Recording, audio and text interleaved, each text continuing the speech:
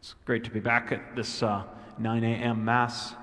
We've decided in our grouping to work in teams so as to not run a sprint but more a marathon during Corona time. So after Holy Week, the two priests that live at Saints John and Paul, Father Joe and Father Jack, will be taking turns on Wednesday, Thursday, and Friday to celebrate Mass during the week.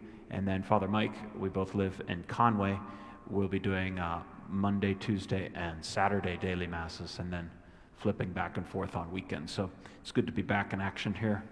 I have a good friend. His name's Father Jason Sharon. He's a Ukrainian Catholic priest, but he grew up in Canada, and he loves hockey. So one day we decided to challenge his church, the Ukrainian Catholic Church, and I was at St. Simon and Jude, to a hockey game.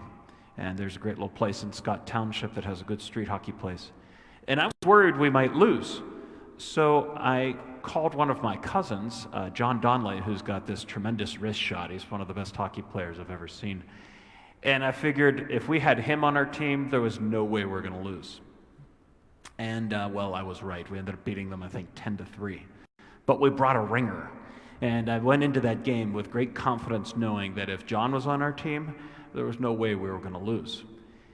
And it's interesting as you go through these scriptures, especially in the Acts of the Apostles, and you keep asking yourself, what was the difference between Peter and the others that denied and ran the opposite way of the suffering and love of Jesus Christ on Calvary, to the apostles who afterwards, Jesus wasn't even physically there with them anymore, and yet they were willing to run into the suffering, the sacrifice of the cross of Christianity.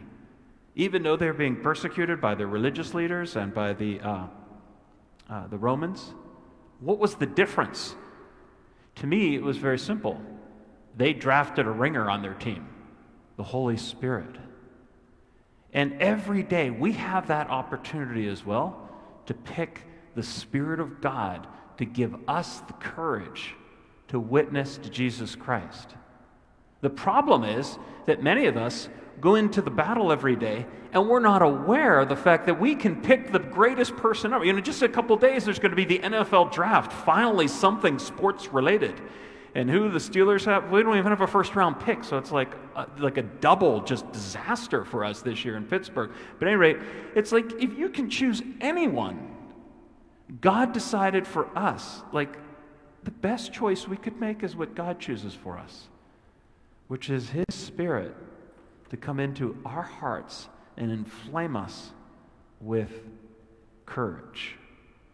Last night I got to do this thing that was called a Zoom thingy, where we had all these married couples. I think there's over 40 married couples there. And we had our selected drinks, and I had my Pringles and cashews. And we're just kind of, zooming back and forth and seeing all this. And it just inspired me to see the courage that with these couples every single day are living out their marriages, allowing the Holy Spirit to enhance and to renew their I do in their daily life of their marriage, even during Corona time. So today, this beautiful Saturday, it's kind of the last day of this Easter octave, because tomorrow we turn to just a tremendous, beautiful feast day, which is the Merciful Love of Jesus, Mercy Sunday. What a good day for us to really contemplate where in the world are we either discouraged or fearful, and we need encouraged and to be more courageous, and ask the Holy Spirit to come into that facet of our life so that we don't just beat a Ukrainian Catholic Church in hockey. We actually beat the devil, because with the Holy Spirit on our side, there's no chance we can lose.